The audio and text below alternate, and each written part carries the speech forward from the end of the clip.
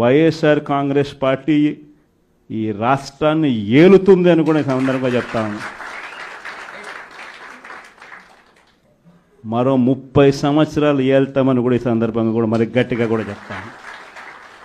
కాబట్టి ఎవ్వరూ కూడా వైఎస్ఆర్ కాంగ్రెస్ పార్టీకి సంబంధించిన ఏ కార్యకర్త వెంటికి కూడా పీకలేడు అని చెప్పి కూడా ఈ సందర్భంగా 100% 175కి 175 కొట్టాలి. 175కి 175 ఒక్క సీట్ మిస్ కాకూడదు. మీరందరూ బాగుండాలి. మనలో మనం కొట్లాడకుండా, కులాల మధ్య కొట్లాడకుండా, వర్గాల మధ్య పోరు లేకుండా, ప్రాంతీయ విభేదాలు లేకుండా ఆంధ్రప్రదేశ్ సుభిక్షంగా ఉండాలని తపన పడేవాడు నేను. అలాంటి నేను కొన్ని నిర్ణయాలు తీసుకుంటాం. ఆ నిర్ణయాలు ఎలాంటివి? నాకు సంబంధించినవి కాదు, ప్రజలకు సంబంధించినవి. పొత్తులో భాగంగా నేను 24 స్థానాలు తీసుకున్నాను. 24 అసెంబ్లీ స్థానాలు తీసుకుంటే ఇంతేనా అంటున్నారు. 24ఏనా? ఇంతేనా?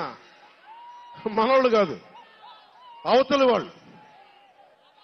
వాళ్ళకి తెలియట్లా. బలి చక్రవర్తి కూడా వామనుణ్ణి చూసి ఇంతేనా అన్నాడు. బలి చక్రవర్తి కూడా వామనుణ్ణి చూసి ఇంతేనా అన్నాడు. నెత్తి మీద కాలు పెట్టి బలి చక్రవర్తిని అధాపాతాళానికి తొక్కుతున్నప్పుడు తెలిసింది ఎంతో అని.